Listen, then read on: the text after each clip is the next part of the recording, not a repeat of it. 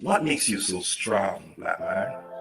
How is it that after 370 years of segregation and racism, you can still produce a Lincoln Alexander, a Stanley Grizel, a Malcolm X, a Martin Luther King, a Barack Obama? What makes you so strong, black man? They have tried castration and lynching, miseducation and brainwashing. They taught you to hate yourself and to look at yourself through the awfully tainted eyeglasses of Eurocentric lies. And yet, you keep breaking out of the prisons they put you in. You break out in a Bob Marley, an Oscar Peterson, or a Cardinal official. You break out in a Usain Bolt and a Muhammad Ali. You break out in a Lewis Hamilton, Michael Jordan, or Jamal Magloire. What makes you so strong, black man? I don't care what field we pick. You produce a giant in that field. What makes you so strong? The world tried the positions of self-hatred, of distorted history, of false standards of beauty. They taught you that you were ugly and stupid, slow, dim-witted, and dull-witted. And yet you keep on turning out a Lawrence Hill, Patrice Lumumba, Leopold Senghor, an Emperor Menelik II, and a Kwame Nkrumah, a Marcus Garvey and Toussaint Louverture, Antonio Maceo and Ganga Zumba, Kojo and Bookman, Eric Williams and Walter Rodney. What makes you so strong, black man? The strong men coming on. The strong men keep getting stronger. One thing they can't prohibit, the strong men getting stronger. And what makes you so strong? Black woman, this country has tried negation and degradation. They have taught you to look down on your broad hips and thick lips. They've taught you to hate your hair and keep it at all costs from going back. Going back to what? Africa? Going back to the way God made it? To what?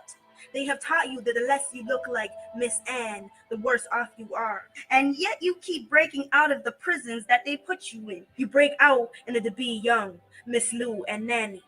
You break out in a Michael Jean, a Jean Augustine, a Rosemary Brown, and a Viola Desmond. I don't care what field we pick. You black women keep turning out giants in the field, even those fields they told you were reserved for men only. What makes you so strong?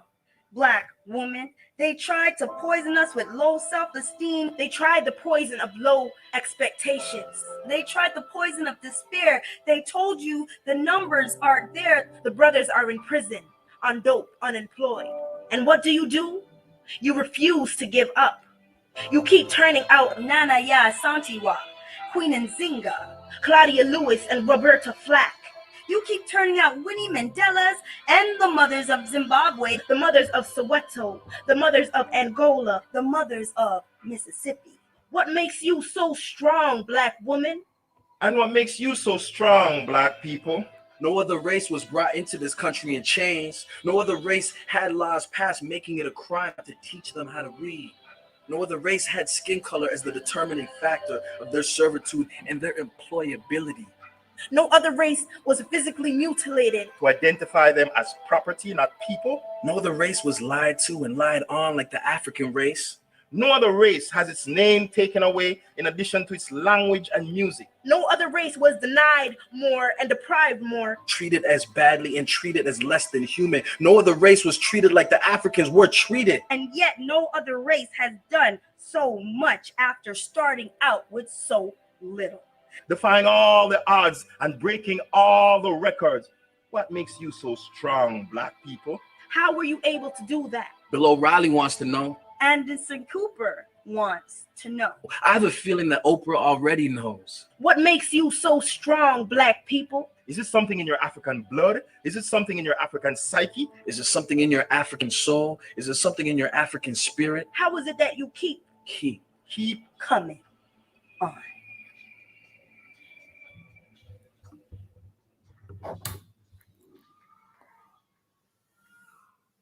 What makes you so strong? Africans. Aboru boyo, boy boshishe. And I want to welcome you all to the broadcast again today, where we are going to be teaching each other on the knowledge of the ancestors, where I will be pointing you to yourself and helping you to realize that the inevitable just had to be dealt with, whichever way it comes. But the question started with in this broadcast today is something that we should ask ourselves. What makes you so strong? having been through all that you have been through as a race, as people, having gone through all that you have gone through from generation to another,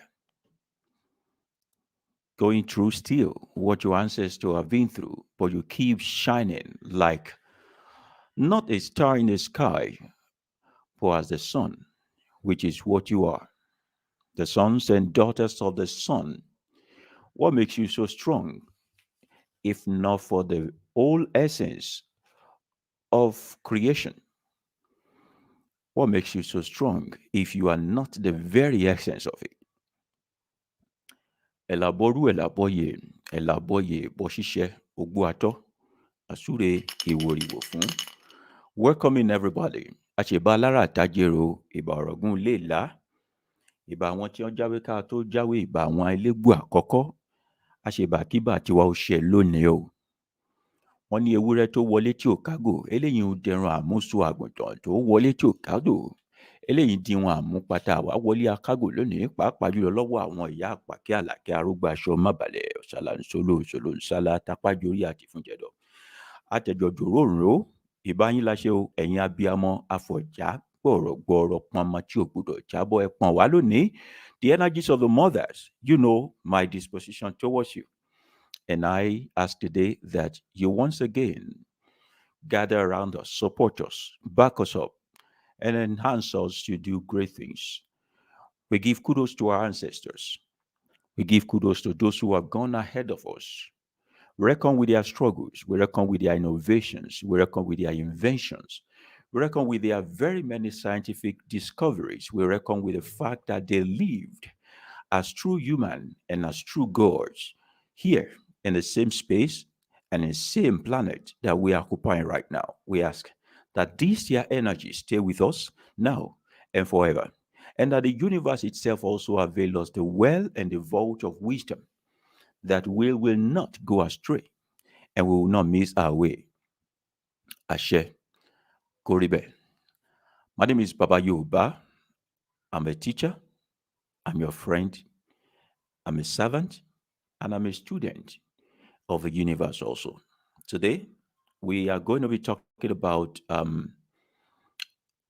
a certain topic, and that is the necessity of adversary.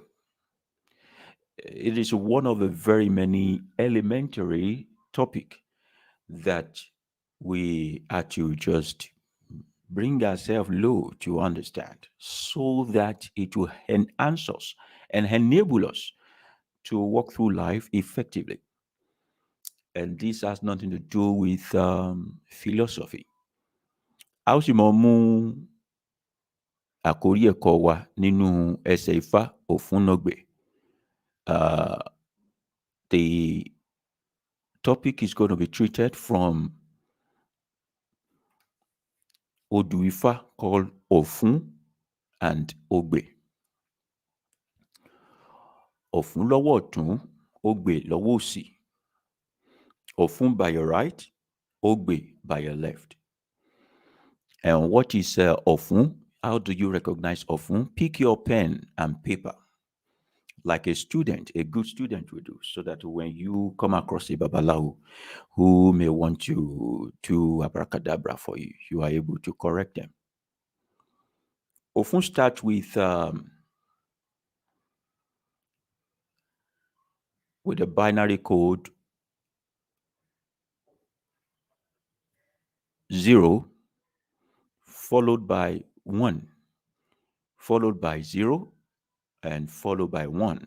That is Ofun at your right hand. Or if you want to go the elementary and the traditional way, just inscribe 2.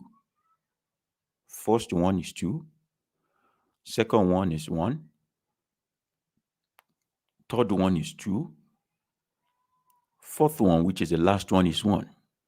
Then you move to the left, and that is going to be 1 all through. You already know right now that Ogbe is one of the most elementary but the most powerful of all the Odu. Ogbe is 1, 1, 1, 1 in 4 places. When you have 2 Ogbe, then that is called Eji Ogbe. In Yoruba language, Eji, Meji Eji or meji means two. So when you have ogbe here and you have ogbe here, that means you have two ogbes, which means eji or ogbe meji or eji ogbe. So if we are talking about ofun ogbe today, that means we have ofun by the right and then ogbe by the left. It is one of the most intense odu under the compass called Ifa. So in the normal right, the divination goes from right to left, right to left, right to left, right to left.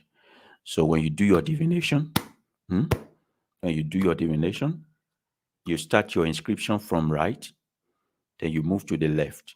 So we have two like this on the right. You have one at the left. Then you go back to the right again. You have one now at the right. Then you have one at the left. Then you go back again to the right. You have two at the right. Then you have one at the right at the left.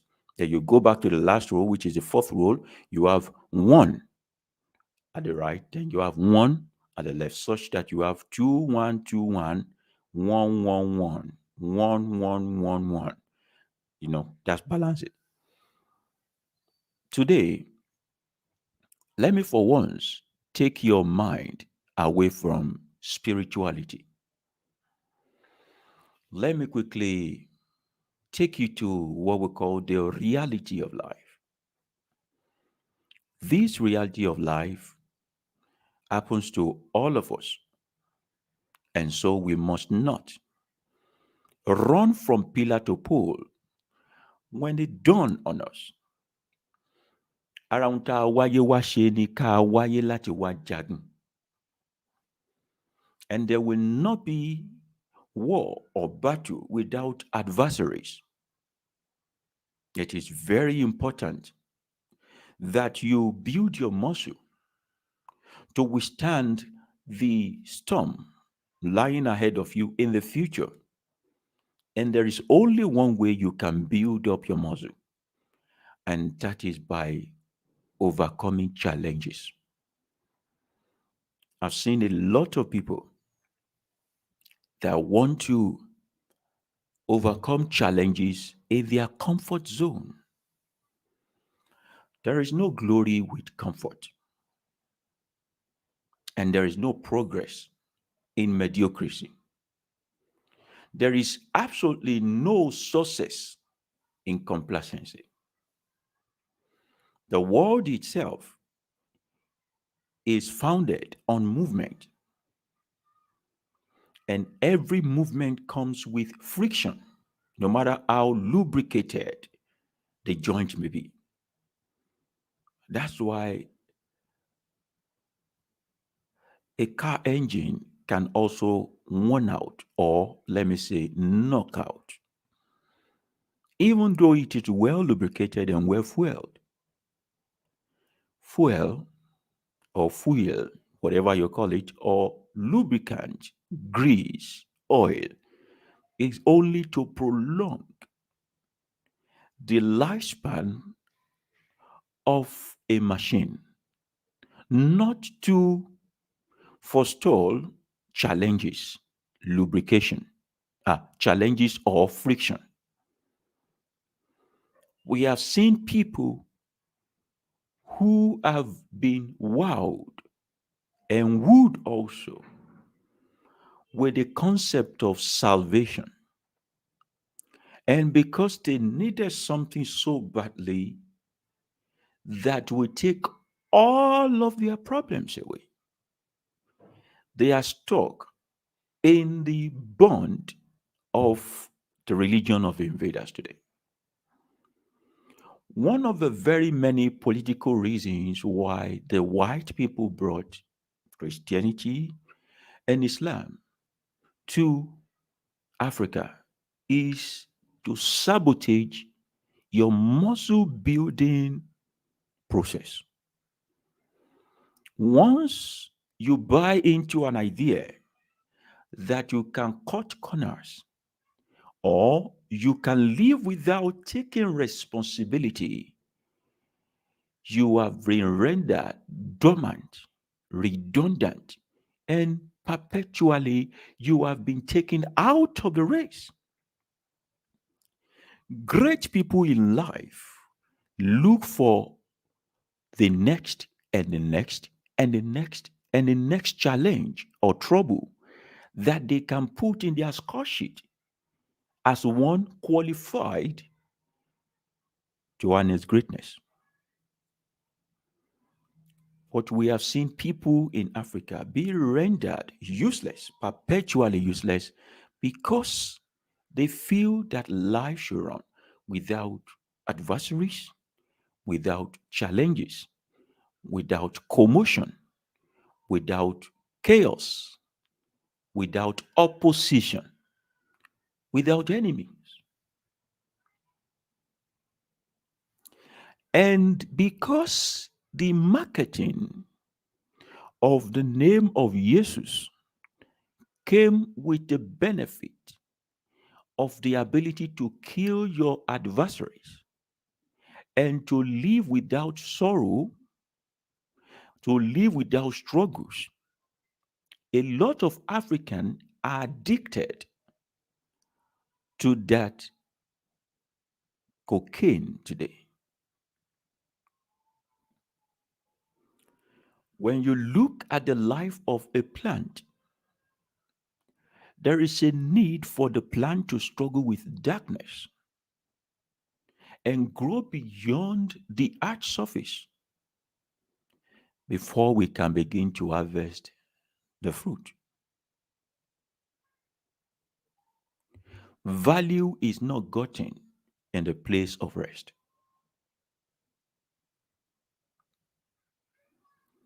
Now, what we do here is spirituality. I'm going to assume that you know that. For the mere fact that you embrace spirituality, you have signed up like a airplane against the wind of life. Why? Spirituality is not about promises, it is about adventure. Why? Adventure because you have seen clearly the destination.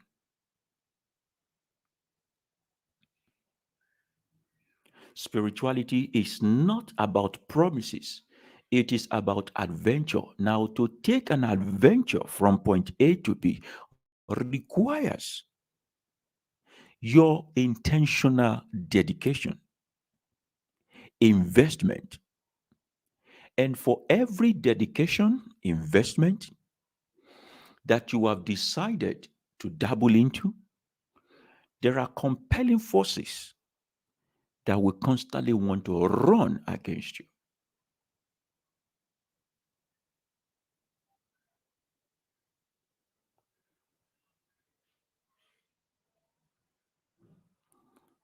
So, the beauty of a plane is the ability to carry multiple people at a very fast rate from one point to another. But nobody is talking about the wind that it has to break through, the struggle to move from the earth to float in the sky, the very many turbulence that this airplane is going to go through.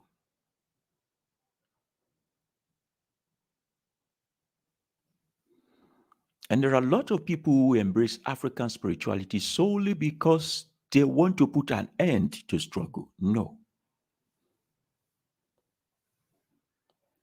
Life in itself is a battle. You may not wish for someone to fall down and die, but there are many people who are wishing for you to fall down and die. You may not be thinking on how to mess up another person's life. Don't assume that because you are pure in your mind, then you won't go through struggles and problems in life. Because the mere fact that you want to be pure is a battle call to those who are impure.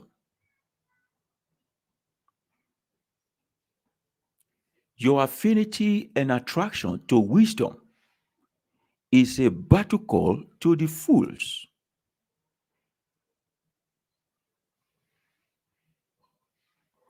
The day you have decided to live a healthy life, you are challenging those who are making drugs for the purpose of rendering you sick. So we say in life, every action have an opposing reaction. Now look at it very well. It is easy for you to get my point now. But what is the reason for you believing in Jesus? Why do you believe in Allah? Why do you practice your own spirituality? Orí tó ń bọ̀ òun, kí ló tó ṣe ń bọ̀? Ẹbọ tó ń gbé òun, kí ló tó ṣe ń gbé?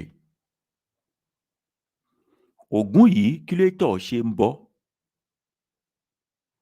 Olókun ni o, Ajé ni o, Ọbàtálá ni o, Ọ̀ṣun ni o. What is your purpose for embracing a certain religion or spirituality? For if your purpose is to put an end to struggle, your struggle has started. Can I say that again? If your purpose for embracing a religion or spirituality is to put an end to struggle, you have just switched on the button of struggle for yourself. The fact that you ignore troubles does not mean they are not in existence. You need a simple way, a simplified method, just something you can call, and all your struggles will go away. Politically, religion was created, and Jesus, a name, was given to you, and it was marketed to you and said, whenever you call this name, all your struggle goes away. But you have not sat down to think of it, that what is the causal organism for the trouble? Where did it stem from? For the one who created Yahweh was the one who created Satan. For the one who created Jesus is the one who created Lucifer. So it's like the firm or the company that created poison also created the antidote. Either you are buying the antidote or you are buying the poison. The manufacturer is still profiting.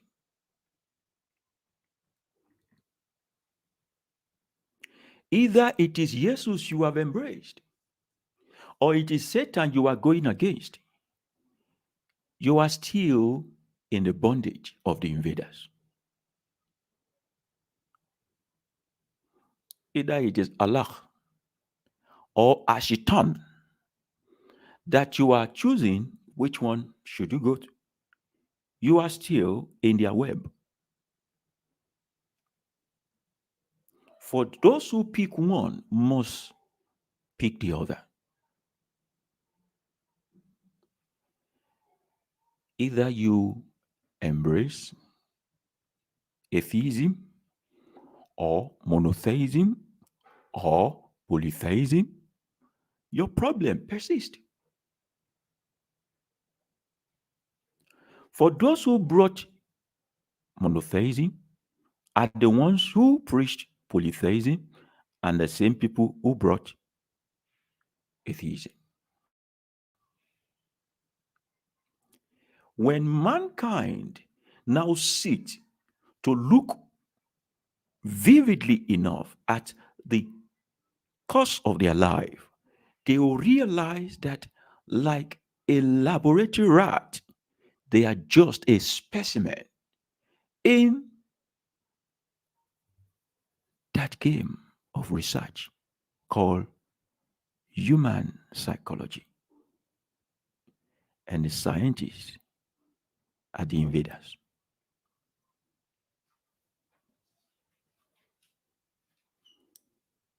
So, Ofunogbe under Oduifa is now teaching the African people, the black race, that it is a defeat on arrival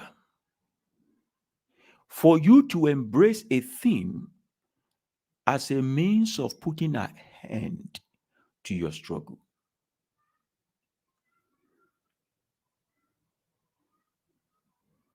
To be awake is a struggle. To be asleep is also a struggle. Either awake or asleep, it is a life of continuity. And sometimes some people get more scared when they are sleeping than when they are awake. They laugh so much, smile so much while awake, but in the night they have mirrors.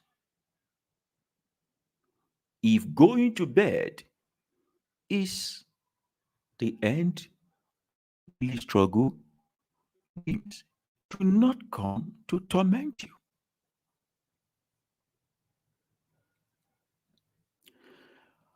Orumila Agbonirekun is now telling you through me today that sometimes embracing the need or the existence of your adversary and knowing how to maximize them can go a long way in bringing solution, which you know as peace to you.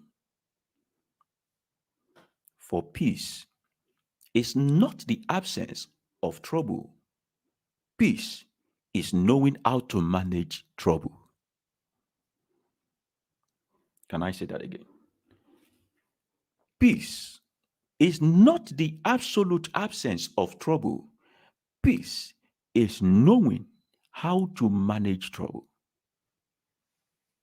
Those who want to eliminate trouble create troubles for themselves. So, this is how peace is. Imagine there is a traffic jam. Imagine there is a big traffic jam. And you are in that traffic jam.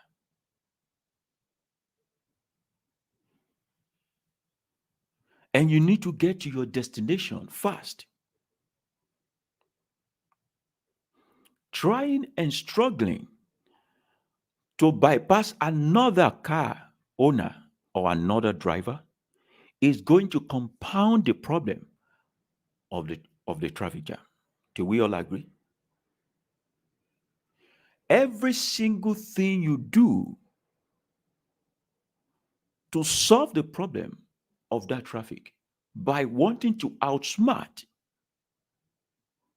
eliminate in a jiffy the traffic jam will only compound the problem of a traffic jam. So if you go over the covert or the pedestrian, whatever it is going to even some people in the process of trying to solve or eliminate problem have lost their lives. And some get into more problems than it is. Now, what should you do as a normal human being? You have options. The first thing to do to eliminate the traffic jam is to step out of your car. Peace comes when you step out of the situation first for the purpose of examining what is causing this situation. So a normal person will step out of his car, move towards where the gridlock is, examine what is going on. And it is until you observe problem that you can solve problem. So a lot of people, the first thing in their mind is eliminate problem. No. The first thing towards solving problem is observing problems. And that is what it is with our lives. A problem we try so much to eliminate could end up eliminating us. Problem is a follow come. What we are learning in the process of becoming more spiritually matured without Yahweh, without Allah, without Jesus, without this and that is to know how to examine problem. You observe problem. There is no peace outside problem except to observe the problem. And it is a good thing when the universe throw problem at you. Now, the same traffic jam where you are, and you are so frustrated. If you step out of your car and take a chopper or helicopter, you realize that your feeling changes. You feel frustrated down there in the traffic. That is why we always ask spirituality is maximized when you try to learn how to step outside of yourself. The secret of the universe is not for the hasty, for the hot tempered, and for those who are disorganized. The organization of your inside will surely reflect in the way you approach life and how life also play with you. So that ugly incident, that ugly situation called traffic jam, suddenly when you are watching it from the chopper up above, do you know it can look so blissful? It looks so marvelous. And some people who are poets will even take their pen and begin to write on the street of Iyanokwaja by the left of this. Life in the angle of 90 can become so beautiful with a little touch of traffic. All of a sudden, the very situation that brought frustration to you, just because you step out of it to observe it, aside from yourself, became an inspiration.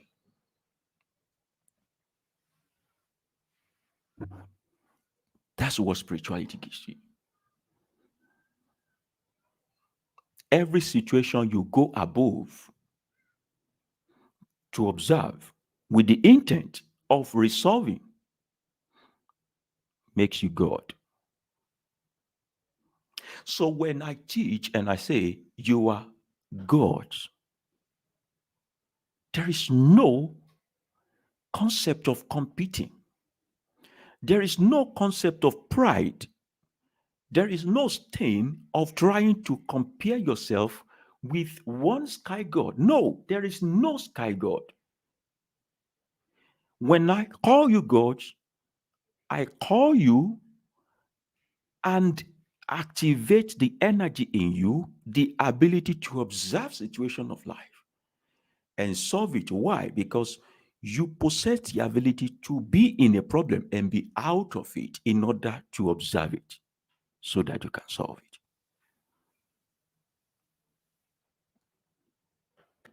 Are you with me? It's a beautiful life that we are living in. It is a beautiful journey that we are taking together. It is a wonderful destination we are going to.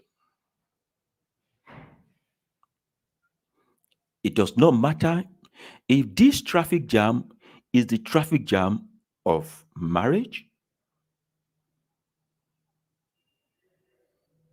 Many people, when they stepped out of their marriage, that's when they value the marriage. Life has always taught us, separate yourself from the situation in order for you to observe it. You will value your presence in it. Sometimes we now begin to think we have lost just because we are separated from that situation. Even if this marriage did not work out, believe me, the next one will work out if when you stepped out of that situation, you observe what went wrong and what you can do better. For the most peaceful marriage comes with its own problem, and the most lucrative job comes with their hazards. Everything in life tíbi tiré ńlá dálé ayé. The most promising relationship comes with its own responsibility.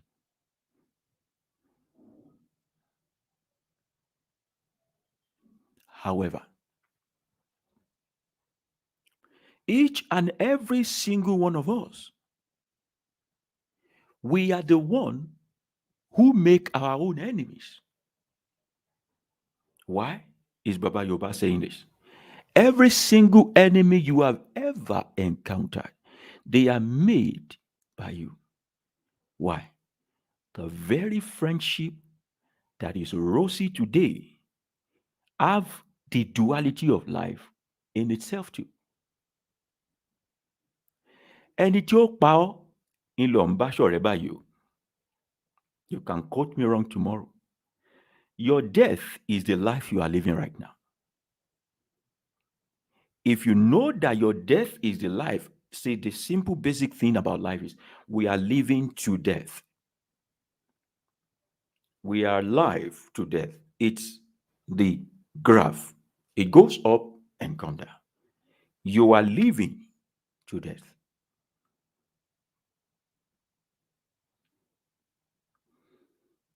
Your enemy is your current friend. Would you make the situation work in your own stead? For if you know that your ending is your beginning, what must you do if the ending comes after the beginning? How can you restart your system again?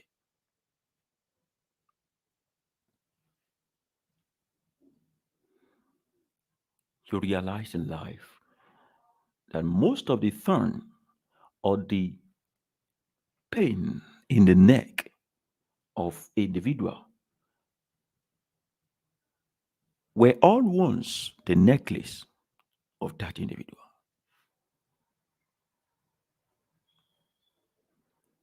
That is what we call the duality of life. If the duality of life is valid, irrespective of who you are and where you are, it is not Jesus that you should cling on to. It is not Yahweh or Allah. It is not even Yemoja or Oshun or Ogun. It is the knowledge of self that you should cling to.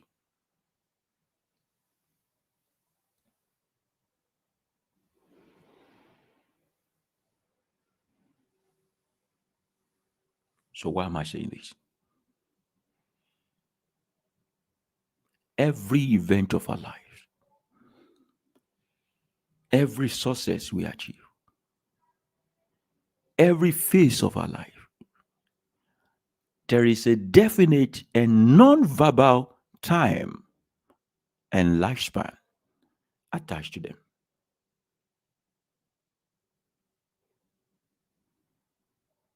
Every success we achieve, they have a time lag. So also the pain you are going through, there is a time lag. Every friendship you strike today, there is a time lag.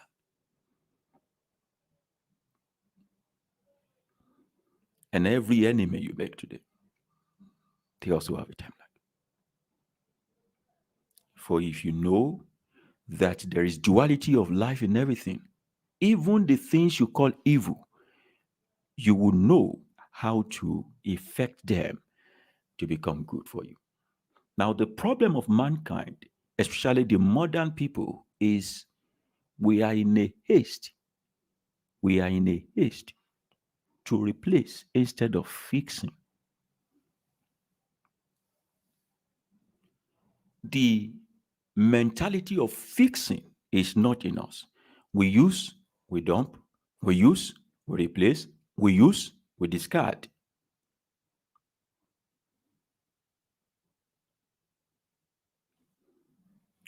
Ofunogbe is now talking. And he's talking to you and I.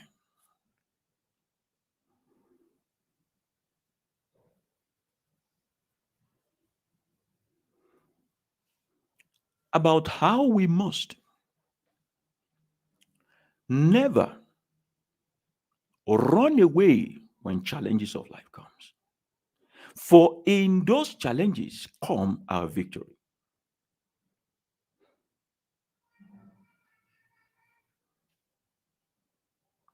The purpose of right, the purpose of offering sacrifice to the universe, the purpose of using the method of Ogun and the rest is not so that problem can go, it's so that we can maximize problem.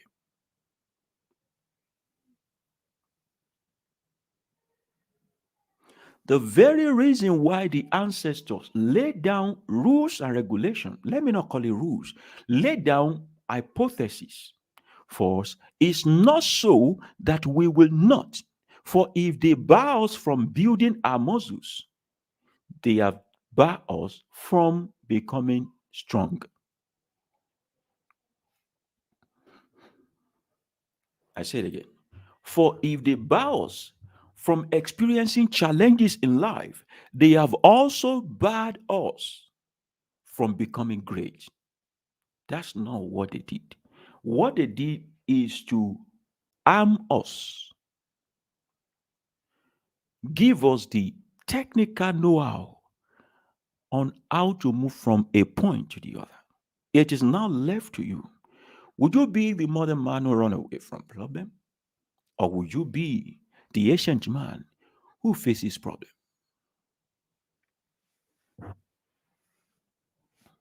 Òfun nọra o, àjà nọra, àjà nọra pàtìpàtì. Adé fún mo ti ṣe lè lówó. Ó lọ lè ń sìngbà lọ́dọ̀ kì í jẹ́ kí tìwọn ó dára. Wọ́n ní mo ti ṣe lówó, ó rúbọ ni o, káyé ó lè dáa fún ọ.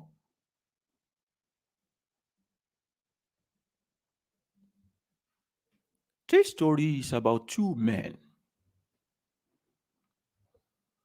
I use story to elaborate that Ofunogbe for you. Two men. The name of one is a question. The name of the other is an opposition. Motishelolowo is a question. It is a Yoruba statement. How can I be wealthy? How can I experience peace? How can I experience progress? That's the name of the first one. Motishelolowo. Motishewa lowo laye mi. Aboye boshisha. How will I also get to the place that I always see in my dreams? Kenjakiti Modara an opposition. A never wishing another person well kind of personality.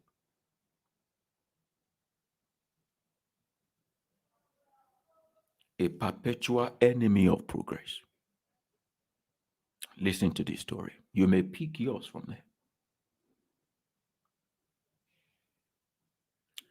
Kinjakiti Modara is the one with money. Stickingly rich.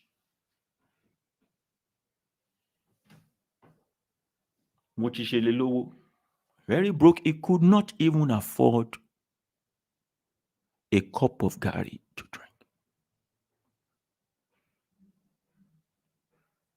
So he went to borrow money from Mochishelolowo.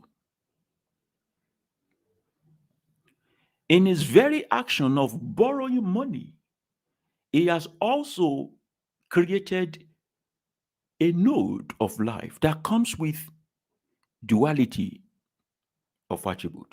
Now, the purpose of borrowing is so that he can eat and not die. But what did the borrowing do to him? It took away his peace of mind.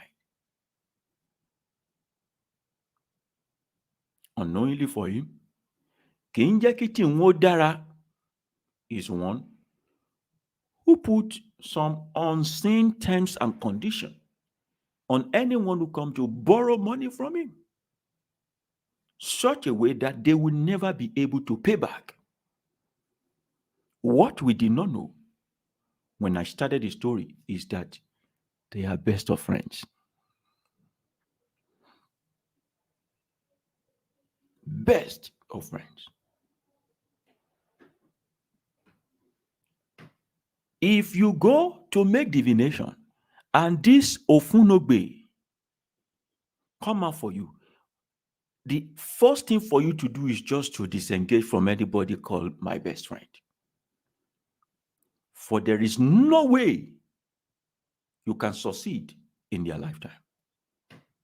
Yet, you'll be the one with the best idea. Sometimes you'll be the most brilliant in your class. You know some kind of brilliant folks in life that never do well. They are so brilliant when you were in school, everyone knows that they will make it, but in the future, when you see them, nothing.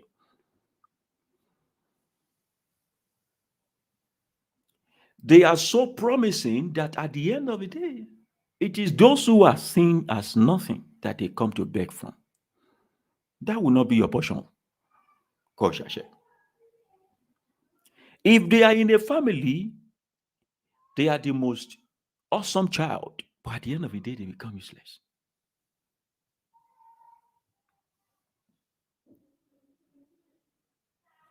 Motishelolowo went to borrow this money.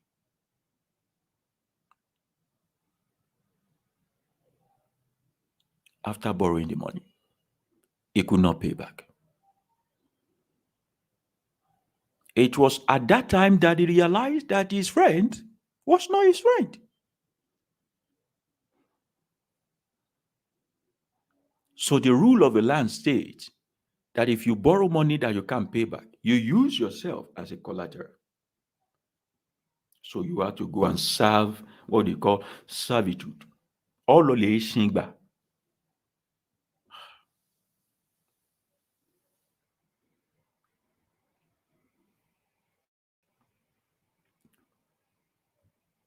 So Motishelolo went to go and start serving his friend as a servant. So he will pay back the money.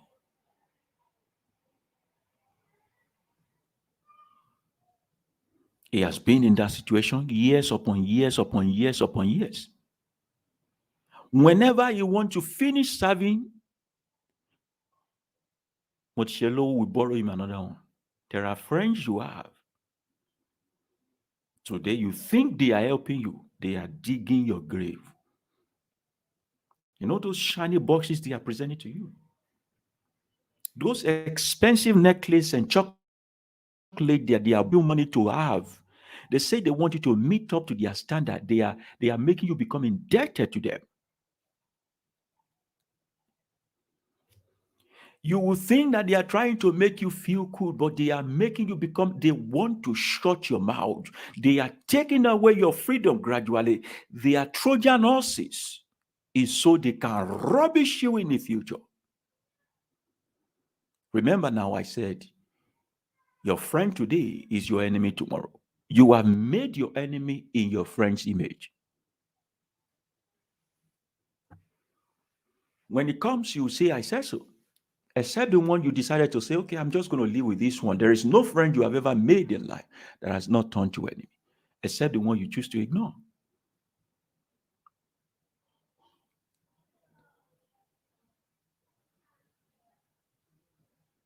Every single time Mochijelo want to finish paying up this money, don't you think you need another car?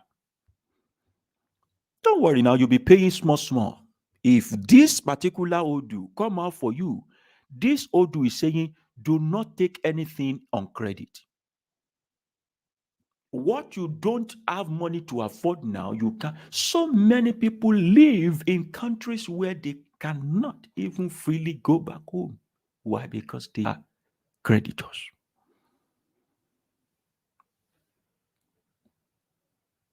I'm teaching you this, Odu, so that you will know. Tomorrow, I'm going to finish paying down my other debtors.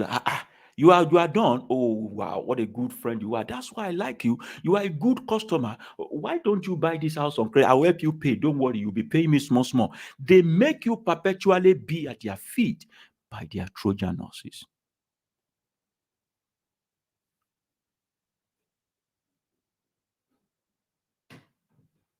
This Odu is saying, do not collect anything from them, especially those ones who appear to be friends.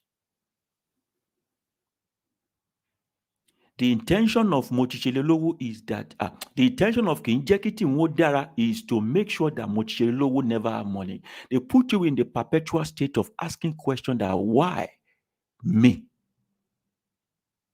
Why me? Why is it me like this? Why is my own life like this?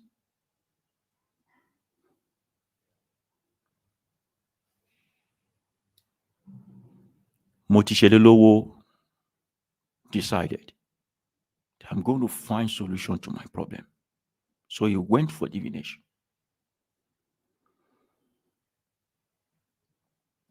And during this divination, he was told, it is a good thing that you stepped out of your problem to analyze what is causing it. It is a good thing that you step out of it. Remember the analogy of the traffic. If you don't step out of the problem to analyze, you go nowhere. You will be adding more problems to problem. Jesus cannot help you. Jesus, Allah, and the rest is like putting bandage on the mirror and thinking you have fixed your eyes.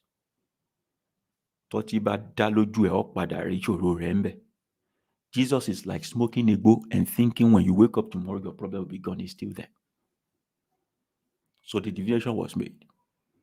And he was told, they said, Mochichelolowo, you've been asking questions. How will you get wealthy? But this divination is telling you something. Go and start rearing pigs. Pigs? Is there a problem with these babalawos?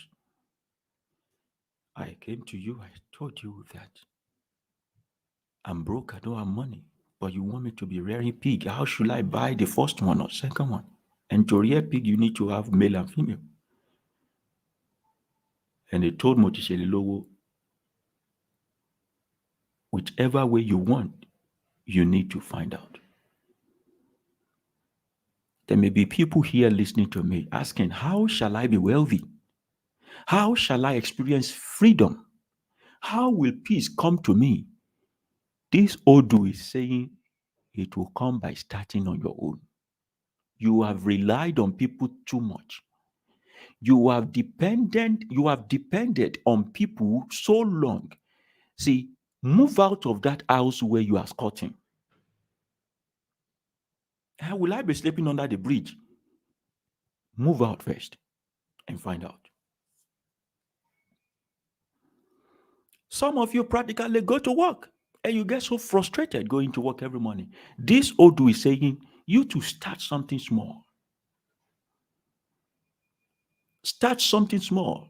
You have come to the point where you analyze your life and say, this is more than what, this is not up to what I'm looking for. I'm more than this. If you know you are more than a thing, start what you are up to. Some are in a marriage. I say, yeah. My cousins, my family, they are enjoying their marriage. Why not me? The moment you start questioning your presence in a marriage, the universe is telling you to take a break. Just leave. Leave.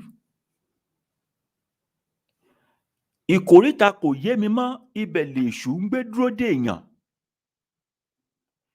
That moment where you begin to probe your own self and your conscience, the moment of strategy, the moment of examination, that is the moment of issue. And you have issue inside of you. I have inside of me. Issue is not an evil spirit. Issue is your self-awareness and consciousness. Issue is that third eye within you.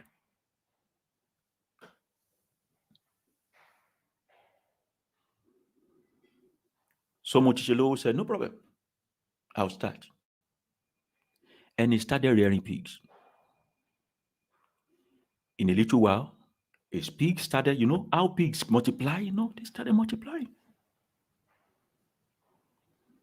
Some people now went to King Jekiti Mundora, his friend, and said, your friend, Motichelu, is now rearing pigs. At the rate at which his pigs are giving birth, he will soon become rich. Oh. If he becomes rich, you will not be able to take advantage of him anymore. And Motichelu said, King Jekiti Mundora said, that is true. That is true. Okay, I'm going to pay you people. You watch him, let him go to bed. Then you will go and kill all his pigs.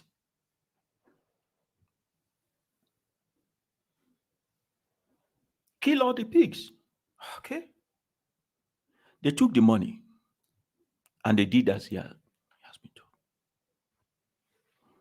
He was sleeping one day. When they came in, they killed all his pigs.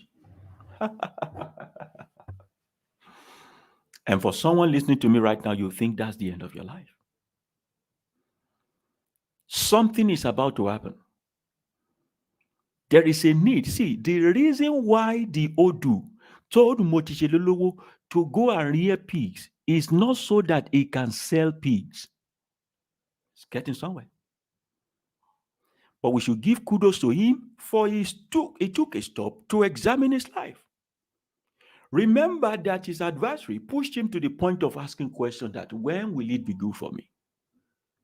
Some of you, all you know is go to club, drink, smoke, and all that and feel cool because you don't think you have issues. You don't think you have adversary. You need some people to push you. You need pushers. Some people need to come as a thorn in your life so that you can reach out for the rose within you. Some of you, the universe is going to set you up with thorns in life so that you can bud like a rose. They will come to you like a form of dirt so that you can blossom like a lily. You need them. You are staying in one spot for too long. You need adversaries. They will push the best out of you. These adversaries are like gym. They make you sweat out the bad blood and they grow muscle in you. You tone up. You are healthy. Adversary are good recipe in your plate. So when people come to you and yeah, we want to kill him, we are bringing him, that's the best time for you to shine. Something beautiful is about to happen in your life. But it won't happen if you don't learn what I first taught, ability to examine. Why is this adversary coming? And why this time? For if you know why adversity comes, you will know how to respond to the adversities. And only those who respond to adversity in the way it should be responded to can claim victories. Just one thing for you to be muscular, it's another thing for you to have sense. You can only get sense when you are calm enough to examine your situation. For if you have zeal and you don't have knowledge of the situation, you are wasting your time. So when he woke up, saw all these pigs, they are dead. What has just happened to me?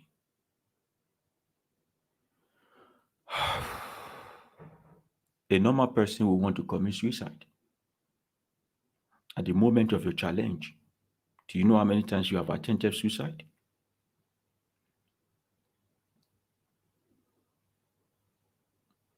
Do you know how many times you have attempted suicide?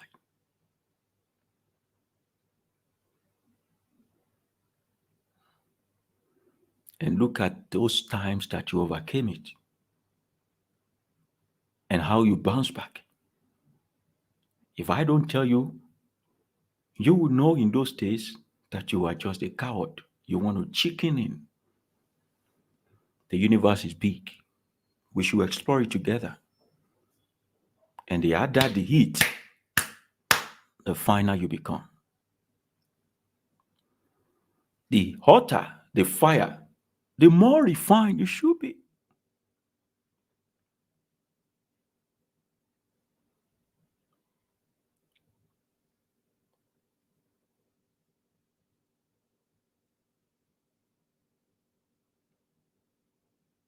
So at that moment, he should give up the. So he rather went to, I said, okay, I'm going to make another divination. And he went to make divination. Why did all of my pigs die in one day?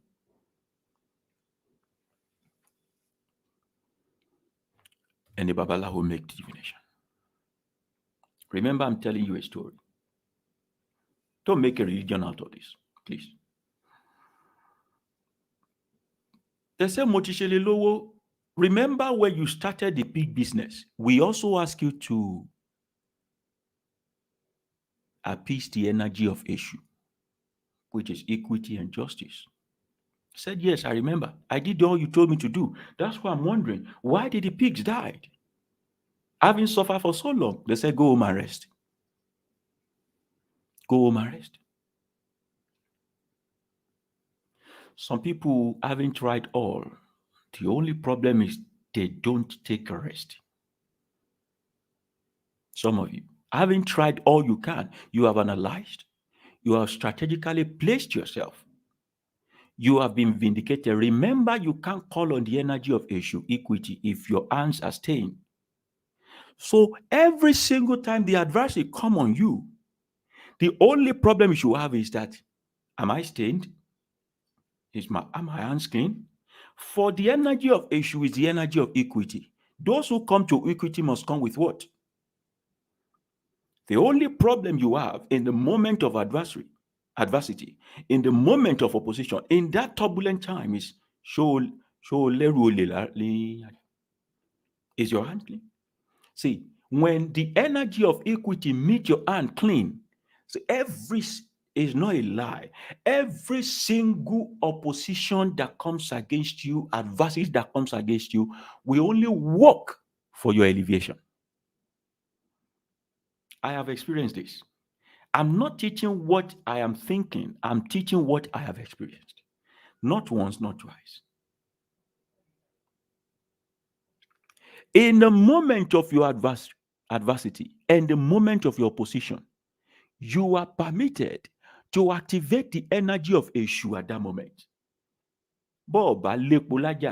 If your hands are clean, every single wood they put in the fire of demotion will only fire you up. You can try it. The problem of mankind is that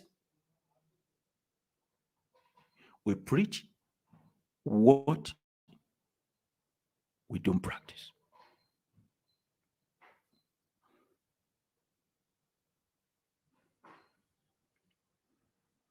So they told Motijelo, go and rest.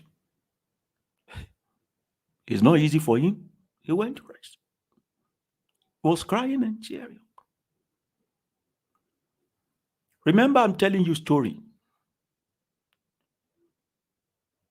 The Babalawo summoned Eshu and said, Eshu, blah, blah, blah, blah, like happened.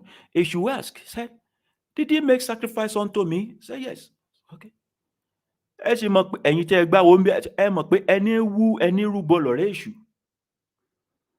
what Eshu did, I'm telling you a story. I repeat, do not make a religion out of this.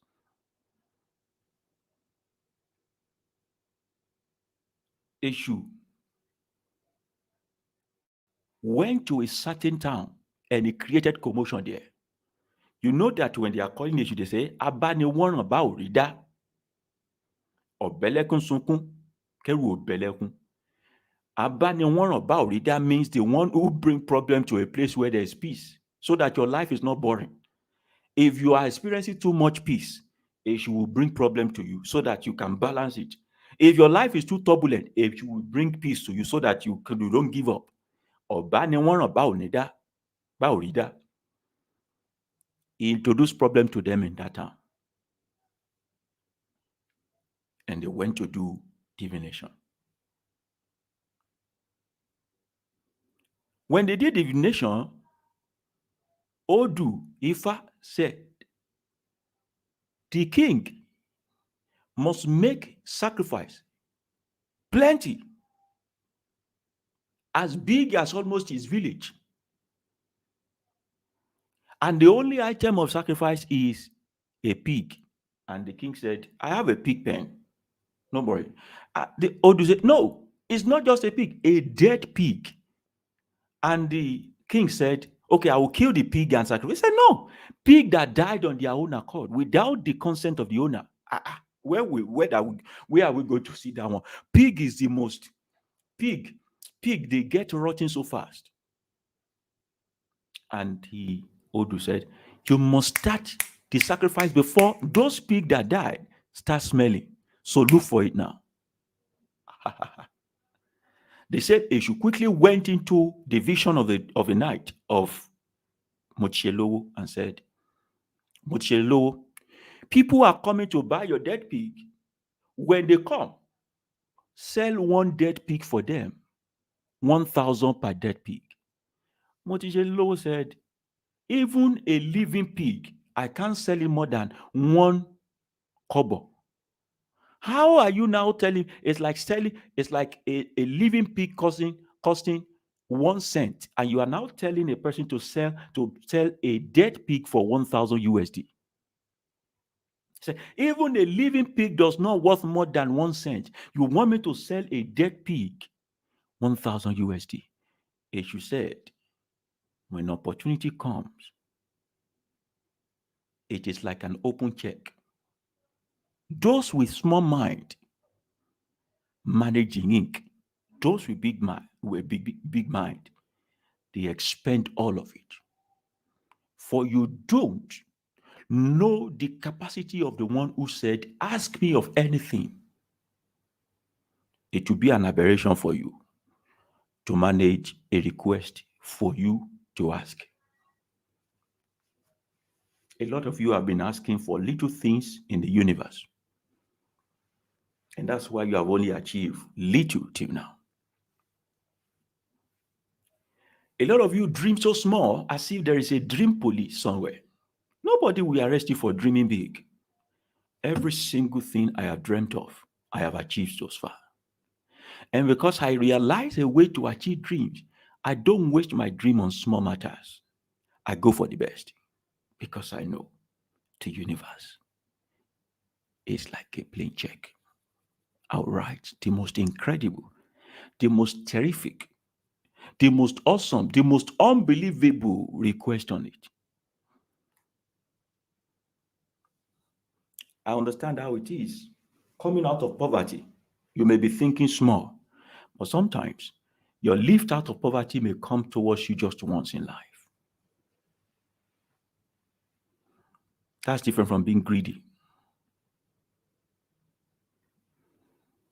So as you told Motishelowo, when they come, do it all.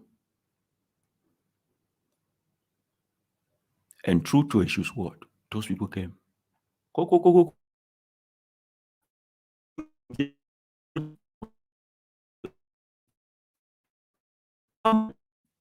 How much is it?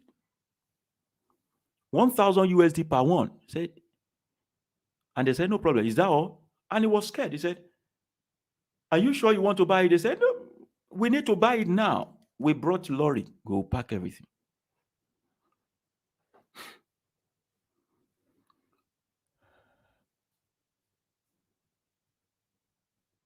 And Motishelowo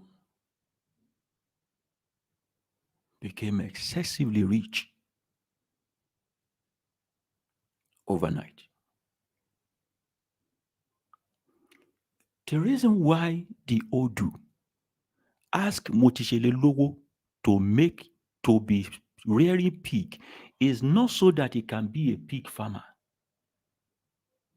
It is so that his little effort can become great.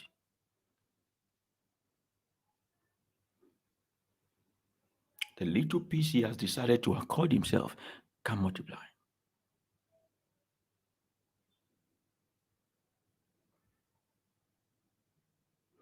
At that time, when they made the sacrifice,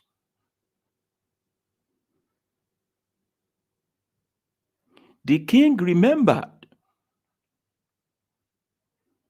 that some people were owing him money to, because he has expended the treasury of the town.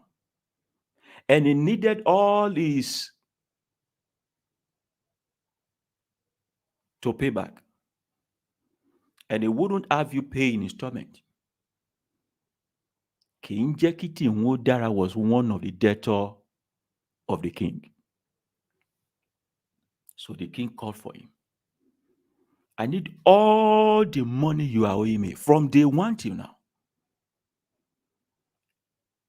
And King Jekiti Nwodara said, if you make me pay back all this money, I will be reduced to nothing. And the king said, I don't care.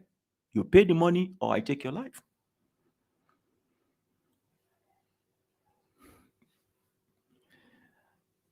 And King Jekiti Nwodara had to liquidate even his house. He even had to send his children for servitude so that they can borrow money. When that couldn't do it, he offered himself for servitude. And do you know, one of the places he went to borrow the biggest money is from the hand of Motishelowo, his old friend that he has encamped in a state of slavery for so long.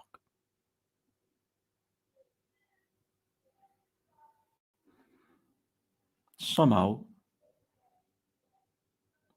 part of the money that King Jekiti Nwodara paid back to the king was used to service the debt of the king when he went to take all the money in treasury and buy stuff from Motishelowo.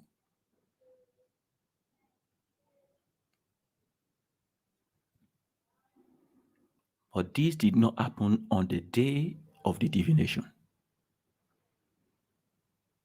It didn't happen even the second year of the divination.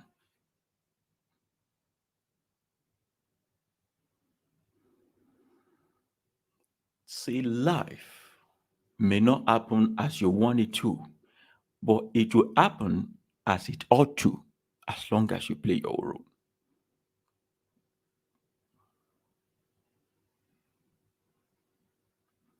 Ofunogbe clearly now told us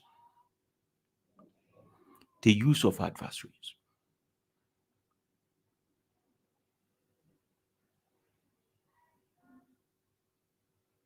How important the so-called enemy are in your life. How it is of utmost importance for you to incur enemies at all cost. For they have the ability to make you wise, and they have the propensity to build muscle in you. Now, life should never be about taking revenge. Your life should never be about should never be about you are hurt me, I'm going to hurt you back. Life should be about making you better by the day. And so we say, obedience is the sacrifice here.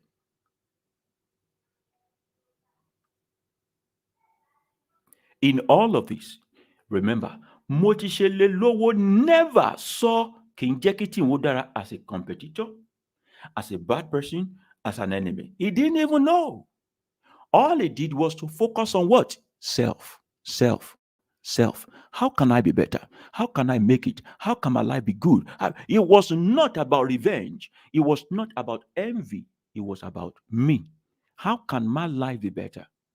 How can I re-strategize? What can I do to increase the overall output of my life? What else can I do to work and run in higher performance? When a car moves against the wind, the problem of the car is not the wind. The problem of the car is the movement.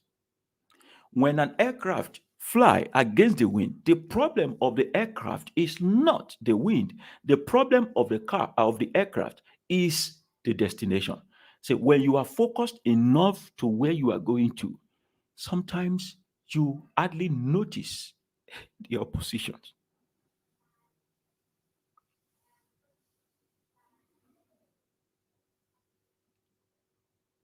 not because you won't feel it,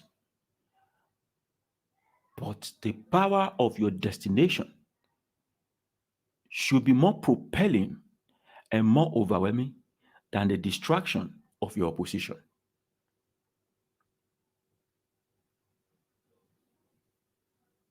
The joy, the power, the happiness of getting to your destination should constantly outweigh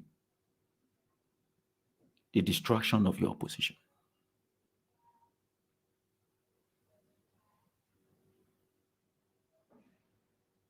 So when issues happen in your life, the question is who is behind it most times, and that should not be. The question is how can I overcome this?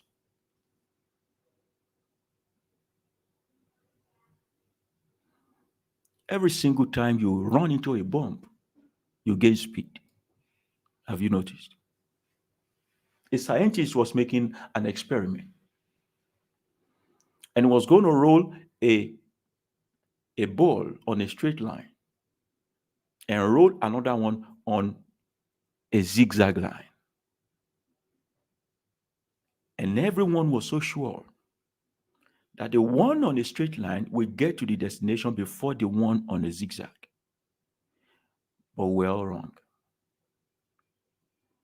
You see, the one on a zigzag, the moment it bump into one contour, it gains speed above two other contours, and the moment it gets to the other contours, it gains speed and it got to a destination. You see that one on a straight line, that one on the easy road, that one who just want to live a life of complacency, mediocrity, a life of comfort zone, a life without, no, I like the way I'm feeling now,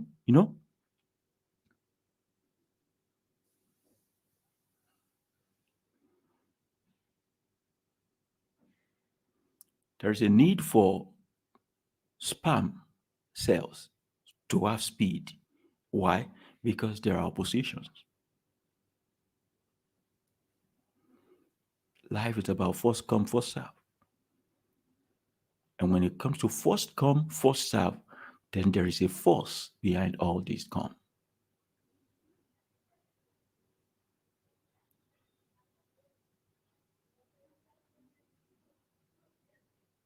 Now, I often say that there is no difference between you and the animals in the wild beast, you and the plant in the field. Everything that happens to them happens to you too. We are all under pressure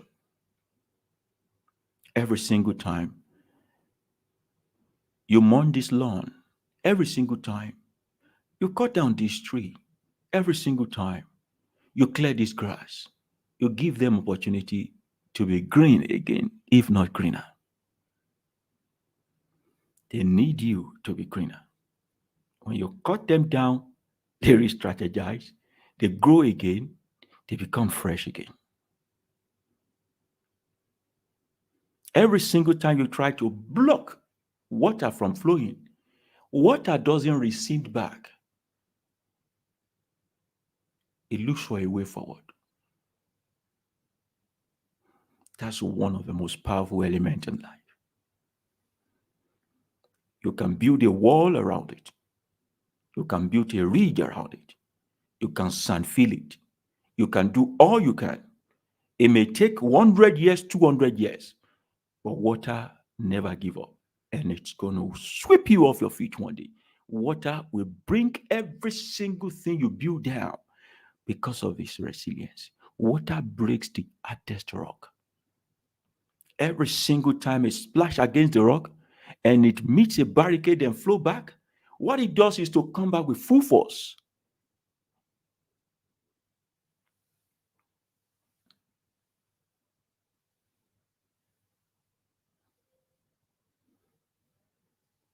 And this does not need a lot of noise.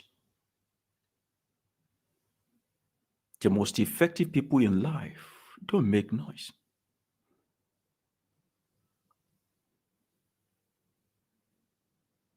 Have you ever seen a traffic warden shouting before? Well, have you compared the temperament and the composition of a traffic warden and the drivers? They are there cursing their mama out. They are there saying, oh, some of them even go naked and fight on the street. But the traffic warden need to only do this or this. And if they burn down your mama, well, don't stop or don't move.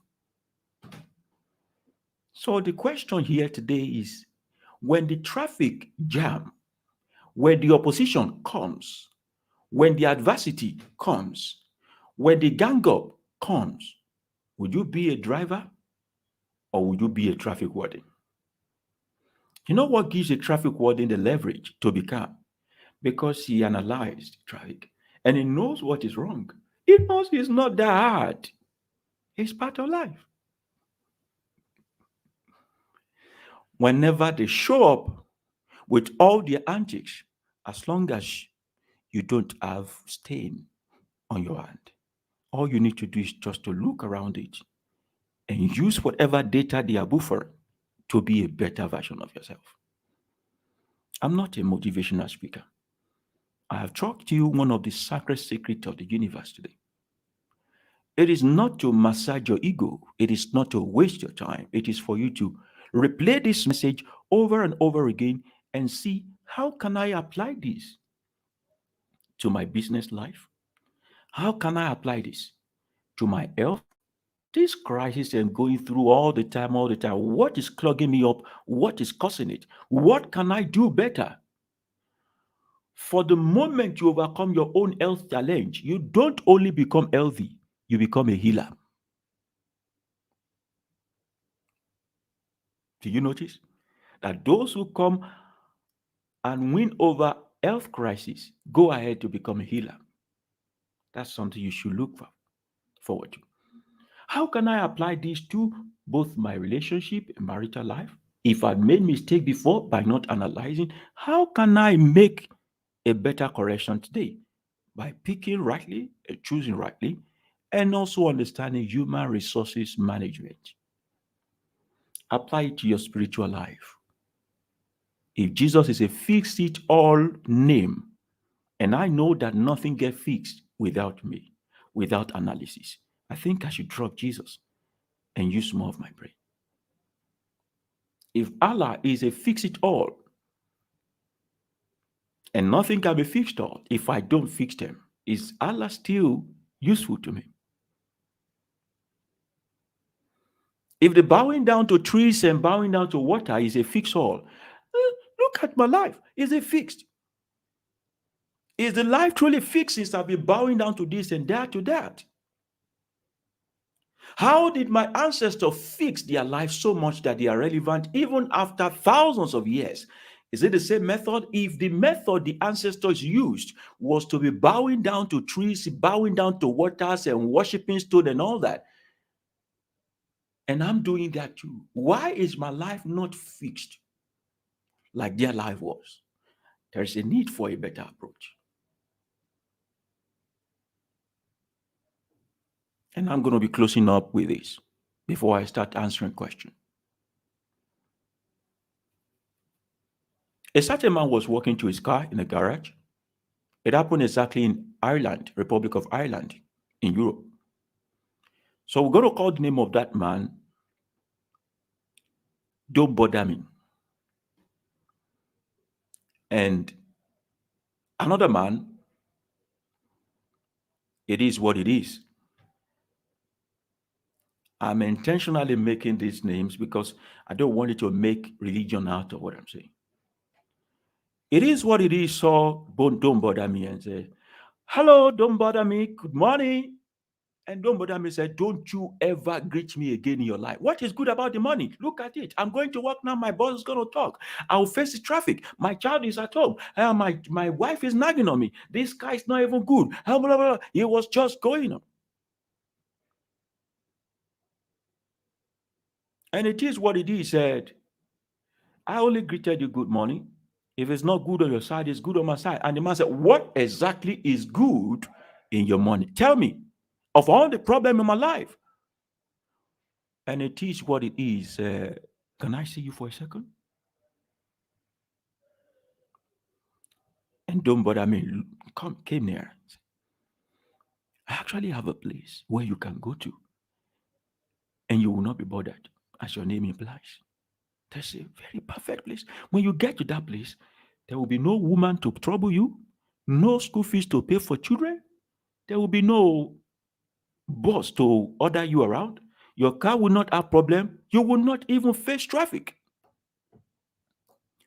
And don't bother me said, are you serious? I'm interested. I can pay anything to go there.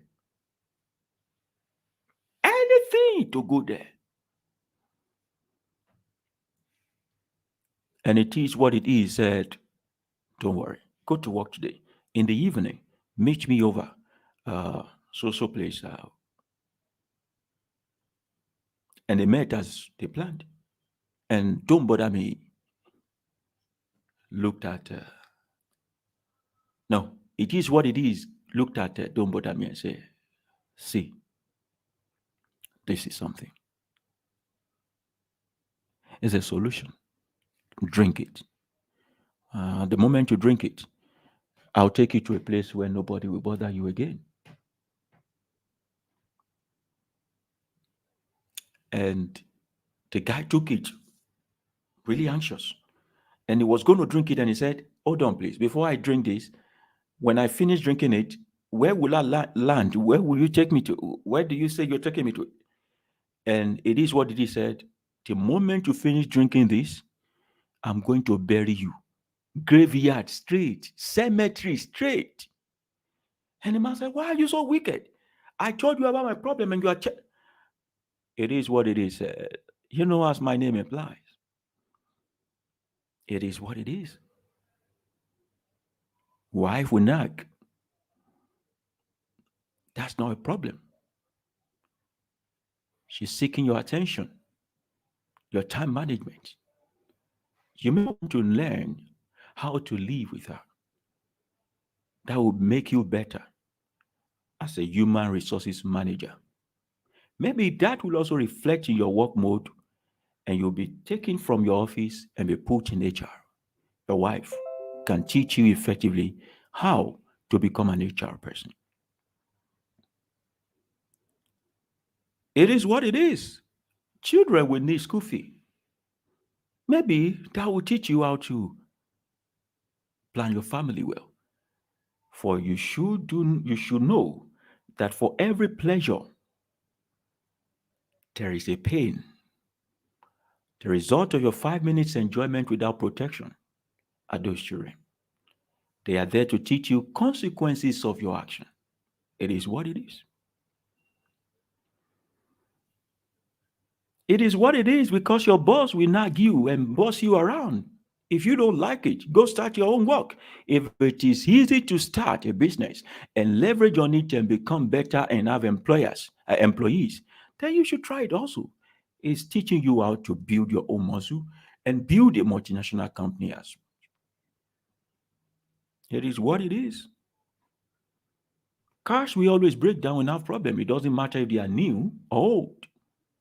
Maybe you can have enough saving, put it in insurance, or you can just leave this one and take bus to work. For it is not poor people that take metro bus, and it is not rich people that take private car. All these are means of transporting yourself from one junction to another. After all, it's about point A and B. It is what it is. As long as you are alive, you face all of these problems. And those who do not want to be bothered, they are in the graveyard. That place is quiet. That place is silent. That's where nobody bothers you. That's where nobody hurts your feelings. That's where nobody even remember to talk about you sometimes. That's where you are in a complete mode of peace. No opposition, no adversaries. And don't bother me looked at it and say, I guess after all, it is what it is. So what's it going to be for you? Is it what it is? Or you don't want to be bothered about these adversaries, these enemies, this opposition? Is it going to be what it is? Are you going to embrace this life and find a way to walk around it, or you don't want to be bothered. I have a good news for you today, that even after you are dead, you will still be bothered. If you think dying is the only solution, to run away from your antagonist, to run away from your oppositions, to run away from your adversities and your adversaries, I'm telling you the fact, they're going to say you killed yourself out of shame, and it's because you are guilty that you died too soon. If I were you, I will live. I will stay alive. I will be everything good thing they said I can't be. I will smash my goals. I will fulfill all my dreams. I will make my life a counterproof for their conviction. I will not mind them. I will not listen to their distraction. I will go right straight ahead and become the best version of myself and become the God that I am and become the headline news for them to talk about and become the breaking news for them to ache about. I'll go to right ahead and become a very muscle that I'm building. Thank you very much for listening to today's broadcast. Guess it's time for us now to begin to ask questions. If you have questions, please kindly go ahead and start putting it on the on on the comment section so we can start answering questions right away. Thank you, thank you, thank you. I'll be right here and I'm waiting for you.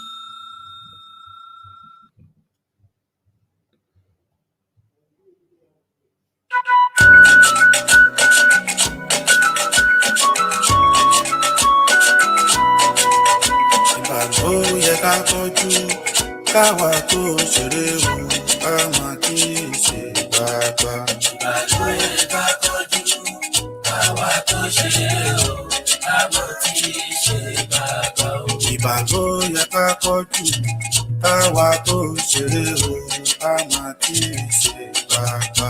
Ìbàgbọ́ yẹ ká tọ́jú káwa tó ṣeré o, ká máa kí ṣe gbàgbà.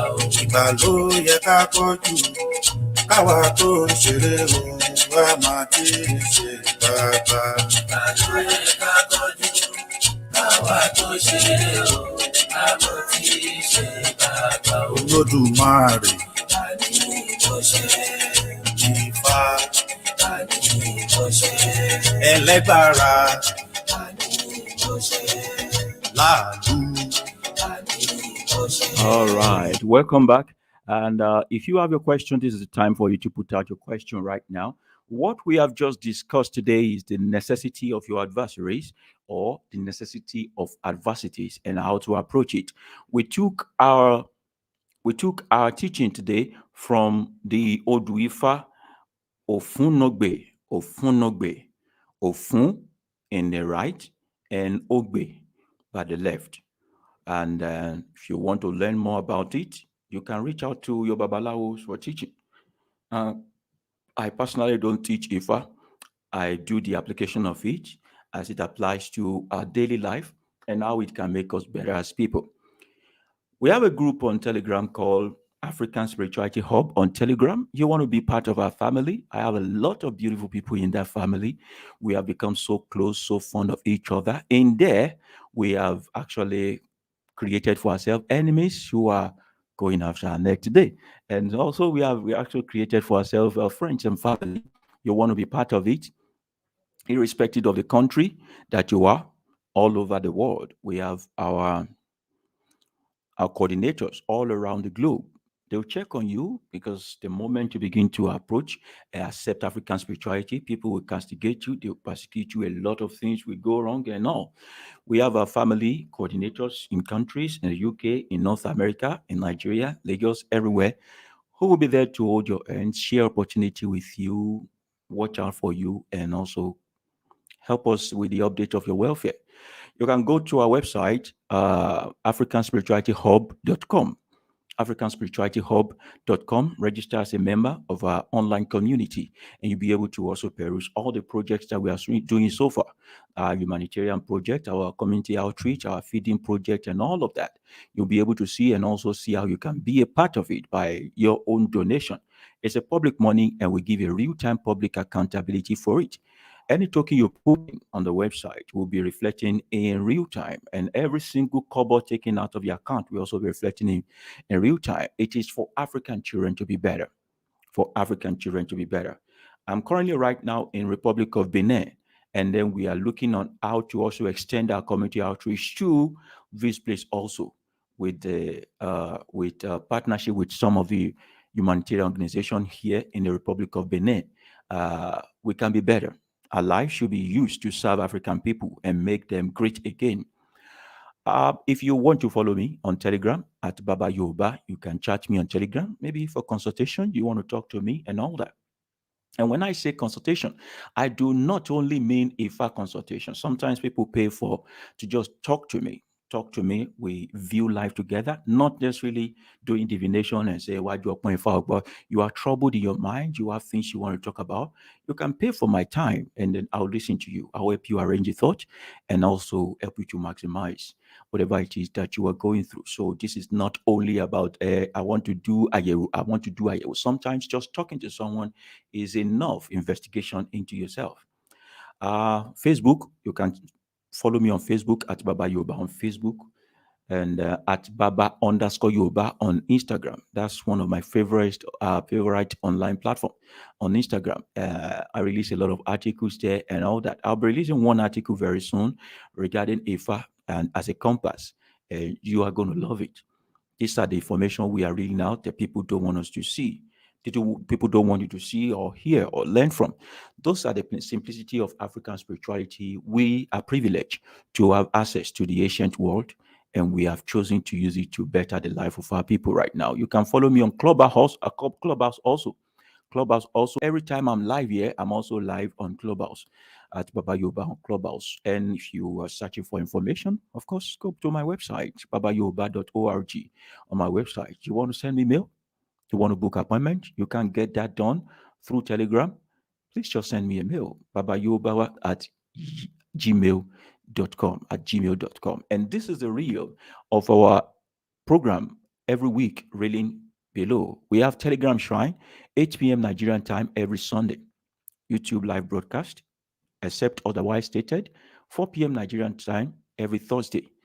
And we also do our community outreach and food bank opening, 12 p.m. every last Saturday of each month. We open our food bank for children to eat, for their mothers to eat. We open our food bank for everyone who is lacking nutrition to eat. We are doing it once in a week, once in a month for now. The more money we have, we can increase it to twice in a month. We can increase it to every week. So every 12 p.m. on all last Saturday of the month, we open our food bank because I always say something. If your spirituality does not have a direct positive impact on humanity, I'm not going to be part of it. We can say Ofunogbe or Barameji or Sameji or Warindi from now to tomorrow, and it's not translating to human development, especially of African descent.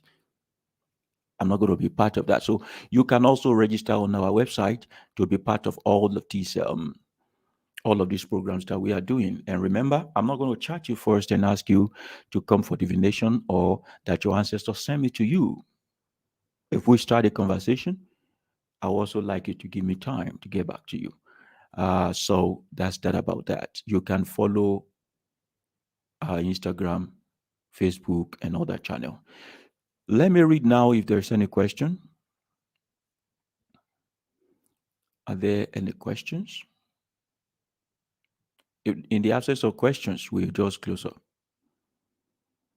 Clementia is saying, your teaching makes every sense to me to appreciate nature and knowing myself.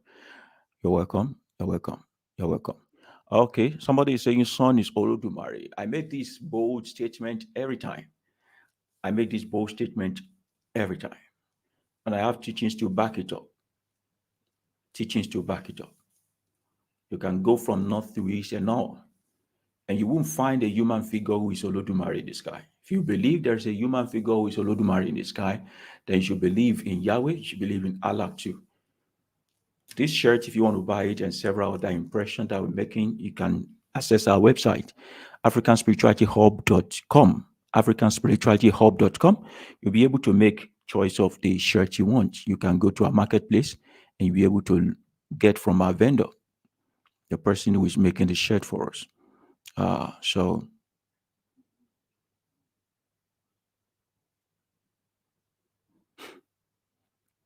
somebody is asking off topic Baba Yoba, but does the universe send you number sequence? For me, the universe doesn't speak to me through numbers. For numbers are created by human beings. The universe doesn't speak to me through number sequence, for numbers are creation of mankind. I learned some spirituality, they interpret numbers for you, they do 111, 222, 12, 12, 12, 12 p.m. over 12 p.m. Is it because of you now that 2 minutes after 2 cannot happen? 1 minute after 1 cannot happen. 11 minutes after 11 cannot happen. 12 minutes after 12 cannot happen just because you have attained level of spirituality. I'm not trying to downplay that, but I'm saying these are human creation.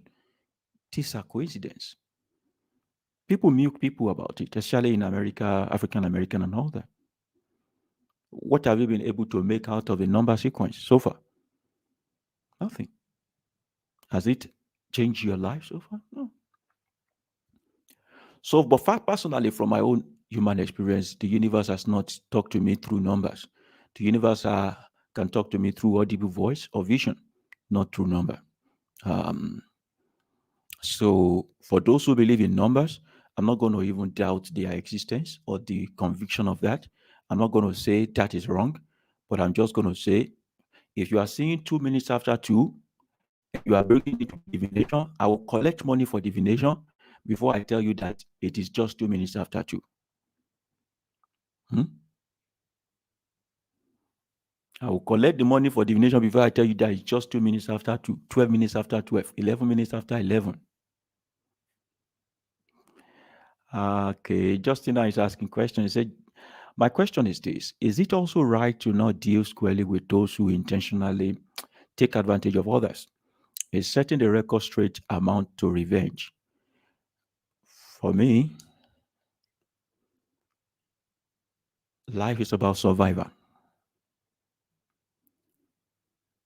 And survival of the one who is fit the most.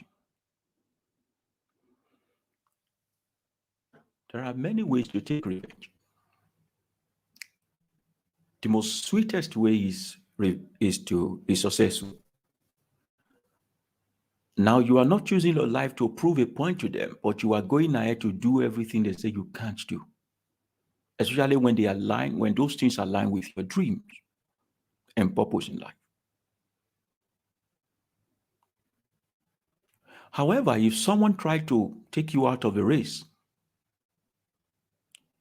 and you whip them, or you avoid them, or you dodge them, and they fling themselves into the ditch, it is not your fault. Are we living without the consciousness of spiritual attack? Spiritual attack now, not according to Christian definition? No, we are not. When someone sends you an arrow uselessly, and you send it back, or you repel it, it goes back, right? Now, it's not you trying to kill the person, it's the person creating a sequence of events for themselves. Remember that if you put a thing in the soil, it germinates to you in sevenfold. There are two things that could happen. It's either the soil kill the seed or the seed escape the soil. African spirituality and the other department of it helps you as a seed to survive the soil. When you survive the soil, it is to the shame of that soil. And every single thing you need to survive, the soil has to provide. So also when people try to conjure stuff, the knowledge of nature against you, when you survive them, they become the manure for you to grow.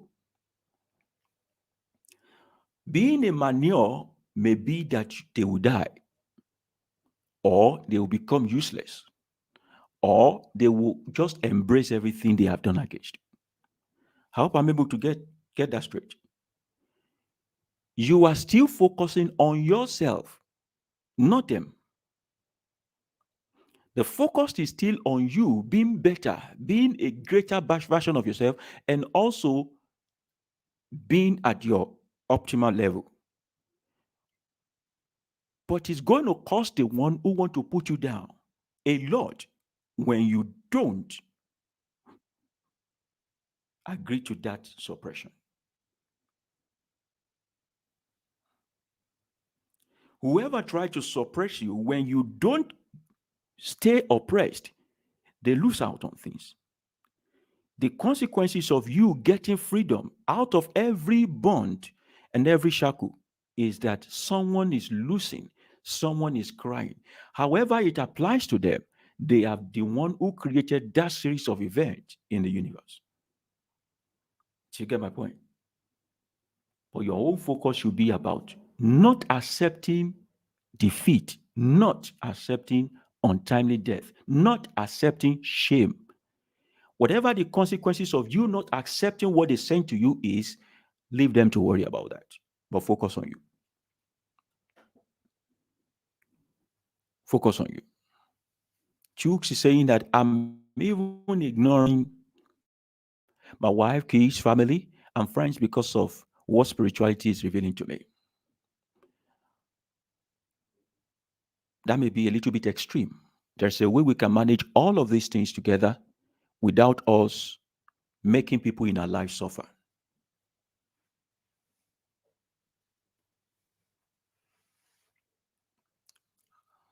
People ask me, why don't you get married? I have been in marriage before and I know the work it requires to be in marriage. And the state of life or the phase of life I am right now, I don't have what it takes to be the husband of a woman. I don't have the attention to give. I don't have the time to stay at home. And I'm not at liberty to discuss everything happening within me with a woman. For I work for several people who confide in me with a lot of secrets that sometimes will run you mad. And I'm under oath not to share it. A woman wants to know everything about it. And also, I'm also in a stage where I can't have sex all of the time. So, and I don't even have money. For love and all that without money, you have to spoil your woman. I don't have money. Me, I'm just a nomad who go from one country to the other looking for how to be better and how to serve humanity. So what I did was to stay off the course so that I don't create a series of events that will later make me feel guilty. But if I already have a woman in my life and I make promises to her, to love, to cherish her and all that, I am mandated under equity to fulfill my promise. But am I saying there are no times when the person you say you are married to and you are in love with is trying to cook up stuff against you? Could that be the reason? If the woman is attacking you or working against your progress spiritually, the children also are there. All families are there because I have family, just that they understand the nature of my work. All friends are there also. So what could be revealed to us by the universe that will make us want to live without involving others? Even at this stage, I still have people close to me, accountable to me, I'm accountable to. There is a need to learn balancing. Religion bring about extremism and fanaticism. Spirituality bestow on you the nature of balancing. The nature of balancing.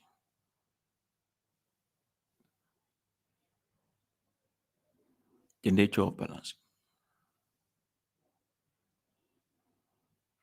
If you feel that all of them are working against you,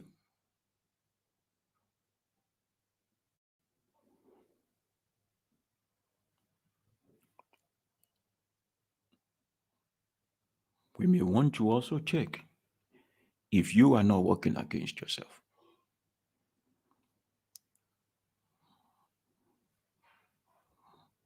Talk to me privately. Let's work something out.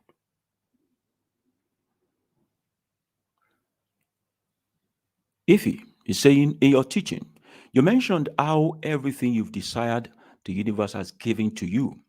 Can you teach us the method how you achieve this, Baba, please? All right. I said everything I've desired has not been denied me. It doesn't mean the universe gave it to me. There is nothing that belongs to you in the universe. Do you get the point? Everything is available. Everything is here. There is no concept of giving. It is already here. There is no concept of ask and it shall be given. I use an allegory like that. I keep saying I'm telling you a story. Don't make religion out of it. Have you seen my teaching on prayer and decree? Prayer and decree. Prayer is requesting, decree is possessing. And you don't possess what is not readily available. People who pray are hoping that their request will be freshly manufactured and given to them or sent to them. People who decree have the awareness that all they desire is already in existence. They just need to possess it. And as a God, how do you possess your desire? You walk towards it. Maybe the trick that I would say I'm going to share with you is that it may look very funny, it may look unbelievable, is that I don't think of failing. As in, I don't make provision for failure. If it is what I truly want, the thought of what if it fails does not cross my mind. For it to originate from within me, I have considered that I deserve it and I can do it. I don't sit down to think about what if I fail.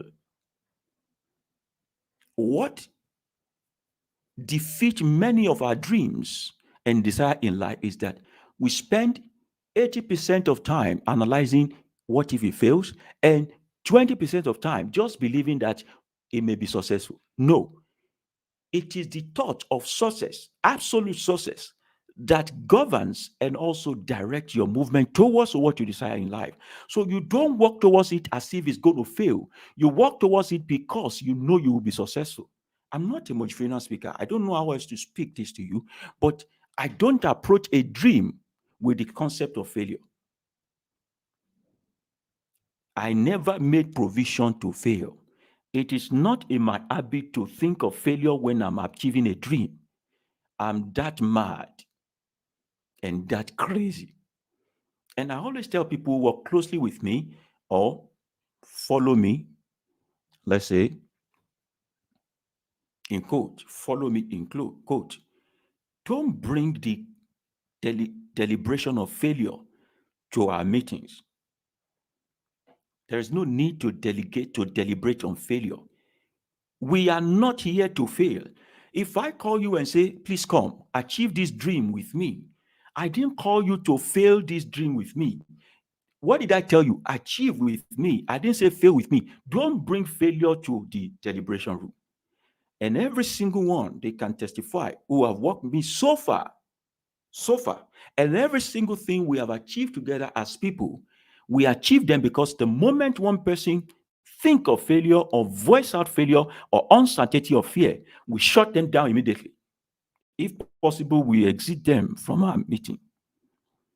We are focused and mad with success. So it is impossible. Now, the moment you become fully aware that success is the only thing you want, your reaction towards life,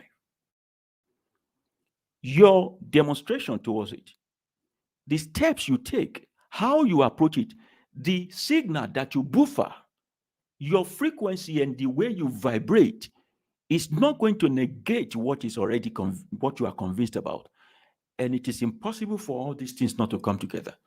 Then you begin to see that you find yourself in the place of your dream among the people that dream like you and also the people that have the resources it takes for you to succeed. This does not mean you are not going to develop a cold feet. That's once in a while.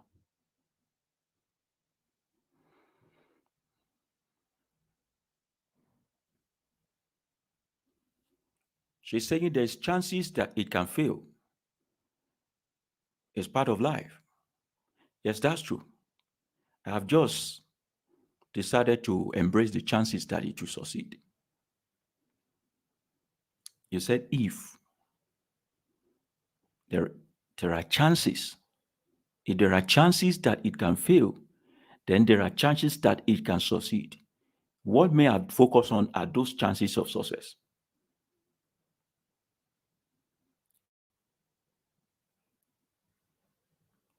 Whatever I said to you now, Ify and the rest, I did not say that there are no chances that it can fail.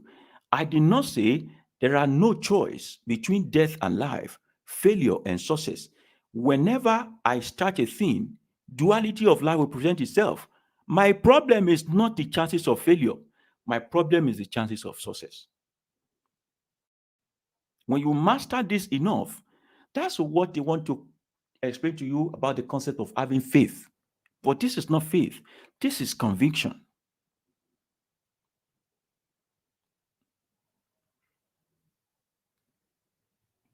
If what you eat is what you become, if how you think is what you are, it's a simple concept. If what you eat is what you become, if how you think is what you are, you have a choice. Chances has been given to you by life. What should you rather feed yourself? What should you think about? If those statements are true, if I feed myself only the thought of success, I can only be successful. The problem with most of us is that we approach beautiful things with ugly emotions. We approach success with failure mentality.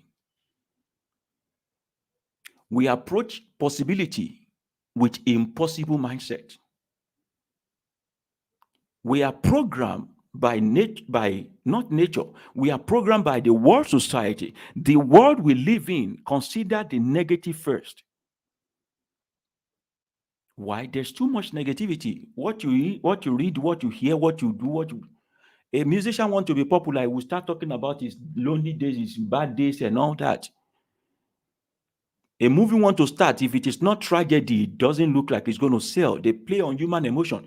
And the moment you have success in front of you, and the first thing you think about is, what if I fail? What you have done to your brain is to trigger some things in you. The emotion of failure. You can't lie to the universe. You cannot lie to nature. The exact way you are feeling is how the nature around you is accepting it. If you buffer out failure, you receive failure. If you buffer out failure, that's what you receive. You don't need to go and pray against it later. You don't need to now change it. The moment what you buffer out is a signal of failure, what you get back is a reception of failure. It takes time to get to that spot. Start with little things. Convince your power to choose only success with little things and take it one step at a time, one step at a time. Before you know it, it masters you. And when anybody brings impossibility to you, it sounds like alien to you. You sound like impo. What? I don't know what impossibility is.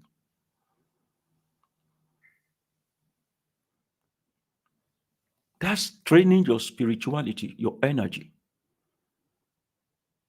If there's any concept of being born again, this is being born again.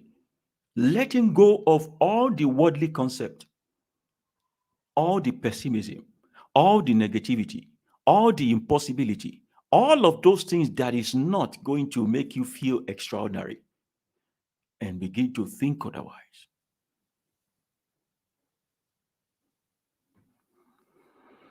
Thank you very much. I guess we spent 2 hours straight away, and I'm going to just let it be here. Should anyone have any reason to still talk to me after this, don't hesitate. Or don't come to me with Baba, I just want to chat. No, I don't just chat. You pay for my time, and we are talking. And we're talking. All right. So, okay, you're welcome. All right. So, I guess that's going to be the end of today's broadcast. Thank you very much for being a part of it, and I'm always very glad to share knowledge with you. To share knowledge with you, knowledge of the ancestors, knowledge from within, to point you to yourself, because there is no other way, other place you would rather go. There is no where else you should ever be except within you. In there, you will get your appreciation, your kudos, your accolade, and your God mind in yourself. You'll get all of these things. Other things that need right and all that, we'll get to that. My purpose is not to lay too much emphasis on right than you being right in yourself.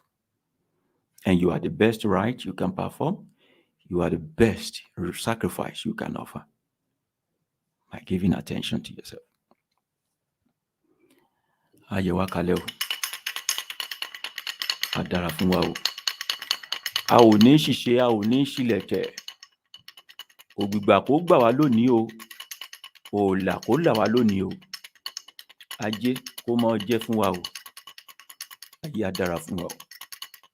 Àṣẹ. Thank you very much, and don't forget to share this with your friends and family, and give it a thumb up if you have the chance to. I was told it's going to increase the algorithm and make it more visible. See you some other time, and ire o.